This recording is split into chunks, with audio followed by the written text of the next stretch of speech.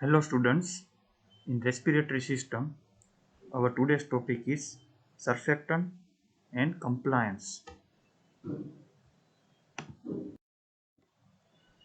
Before discussing our today's topic, we must discuss elastic properties of lungs and chest wall. So what is elasticity? It refers to recoil or refractive tendency of a structure. So elasticity of our thoracic cage refers to constant tendency of the thoracic cage to expand or to pop outward. Now, what is the reason why the thoracic cage is elastic? It is because of elastic nature of ribs, muscles and tendons. Then comes the elasticity of lungs. Again, it is a constant tendency of the lungs to collapse. Lungs are like balloon. Now, cause of elasticity of the lung is elastin, then collagen. Both will contribute to about one third of elasticity of the lungs. Now important topic is alveolar surface tension, which is contributing two-thirds of the elasticity of the lung.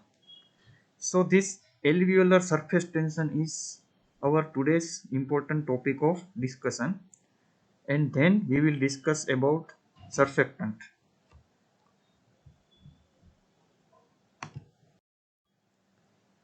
Now this is physics. What is surface tension?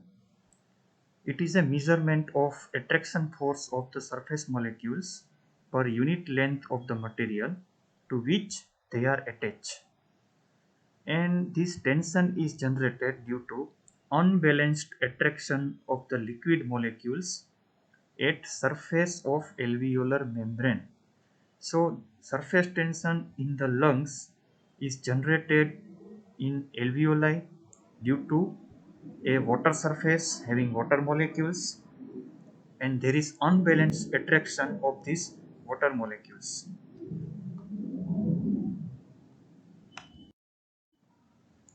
Now in the lungs at the alveoli level, there is secretion and absorption of the fluid and leaving a very thin layer of the fluid. This thin film of the fluid produces surface tension. Water molecules at the surface are attracted towards each other by attractive forces. Force is directed inwards, raising the pressure in the alveoli.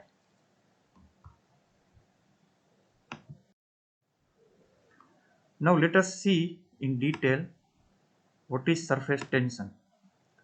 Now within the fluid, all the forces balance. You can see here, but at the surface the story is different because above the surface there is air and below the surface there is water.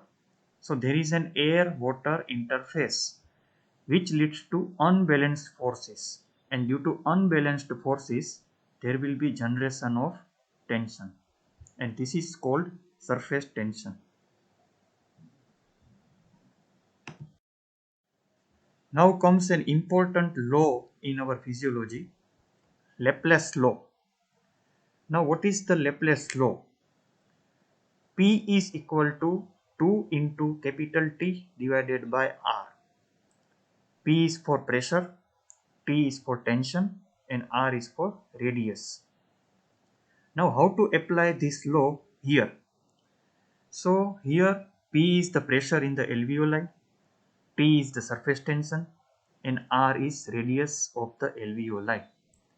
So according to this law, pressure in the alveoli is directly proportional to surface tension and inversely proportional to radius.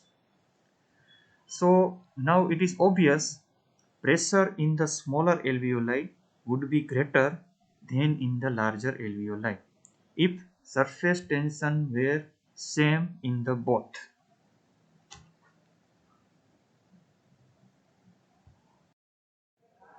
So as we have discussed the law of Laplace, you can see here there are two alveoli, one is smaller in size, one is larger in size.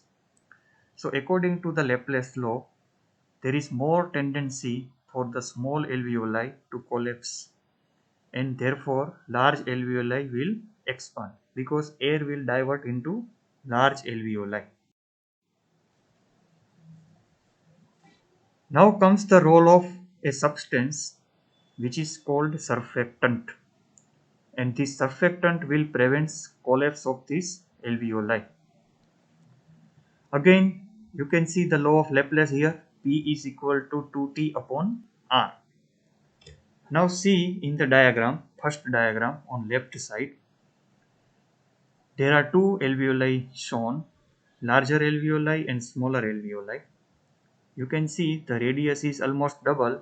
Larger alveoli R value is 2, in the smaller alveoli R value is 1.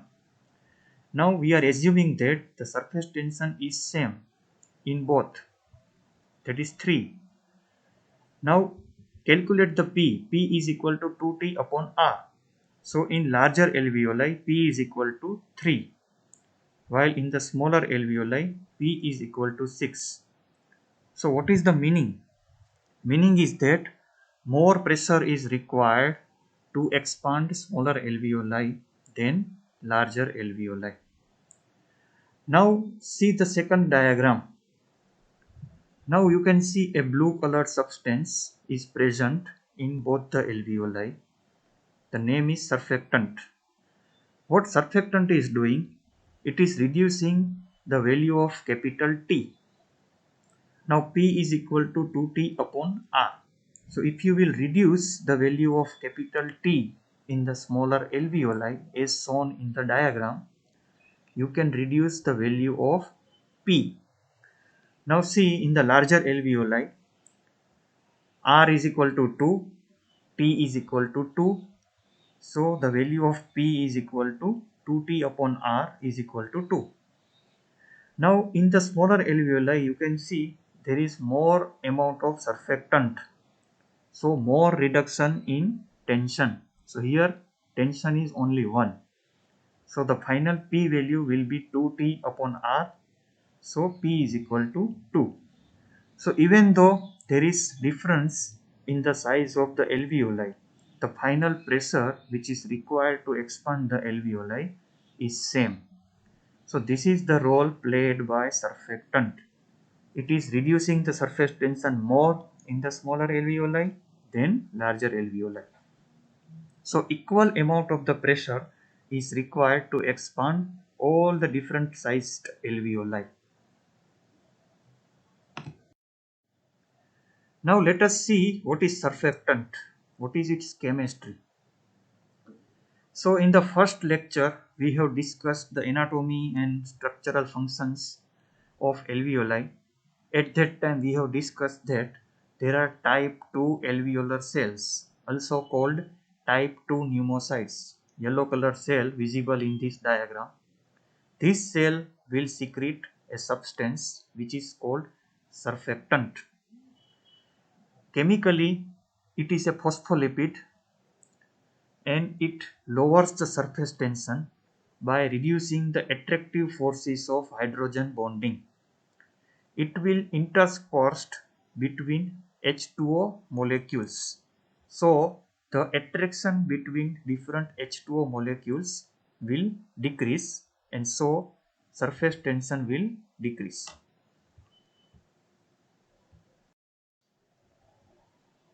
It is a phospholipid, but see the exact composition. It also contains proteins and ions.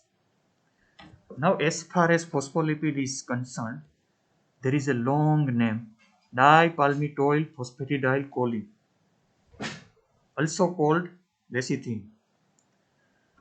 Then it contains 4 types of apoproteins, A, B, C and D. Among these A, B, C and D, A and D are water soluble hydrophilic, while B and C are lipid soluble or hydrophobic. Now without surfactant, surface tension would reach to 50 dynes per centimeter square, and with surfactant it may reduce up to 5 to 30 dynes per centimeter square. So this is the significance of presence of surfactant. So what is importance of surfactant? It reduces the work of breathing, it stabilizes the alveoli and prevent their collapse. It maintains the dryness of the alveoli and prevent edema. Now there is an applied aspect here, respiratory distress syndrome of the newborn. Now this is a condition seen in preterm babies, those who are born before their scheduled time. Now their lungs are not mature because surfactant production starts mainly after 7 months of gestation. So if they are born before that time due to lack of surfactant in their lungs, their alveoli have more tendency to collapse, which may lead to respiratory distress. This condition is also known as hyaline membrane disease.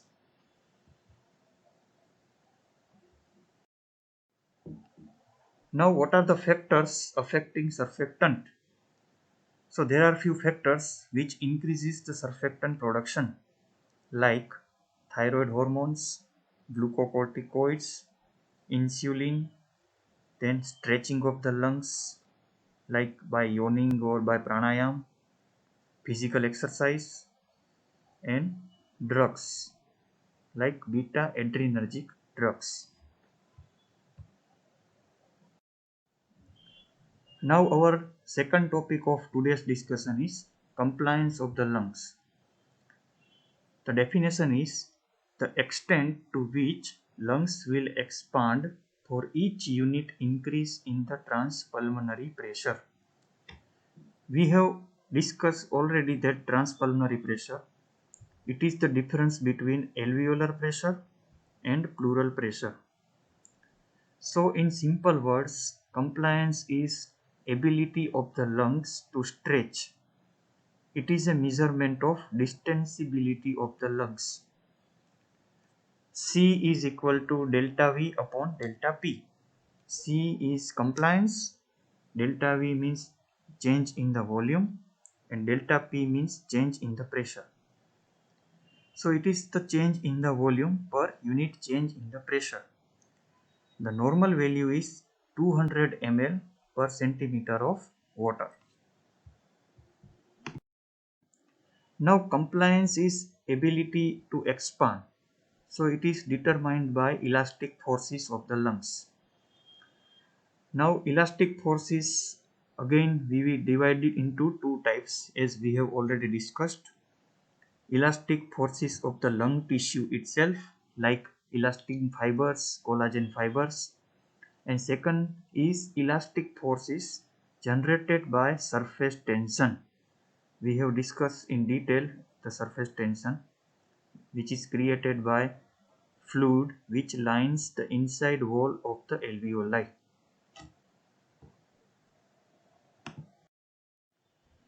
Now this diagram is called lung compliance curve. Another name is hysteresis loop. On the x-axis there is pleural pressure, on the y-axis there is lung volume. Now here in the place of transpulmonary pressure, pleural pressure is taken. So it is delta V upon delta P. And you can see there are two curves visible. For inspiration there is a separate curve, and for expiration there is a separate curve. And between these two curves there is a gap which is called hysteresis loop.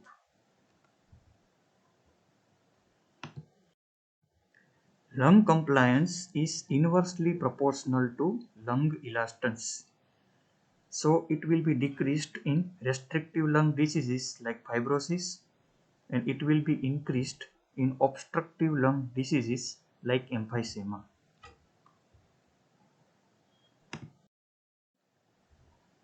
Now carefully see the diagram. In the left one diagram there is saline filled lungs, while in the right diagram normal lungs with air. Now you can see in the saline filled lung the gap between inspiratory curve and expiratory curve is very minimal, while in air filled lung there is a gap. So this gap is due to surface tension. While in fluid filled lungs there is no air water interface, so there is no surface tension.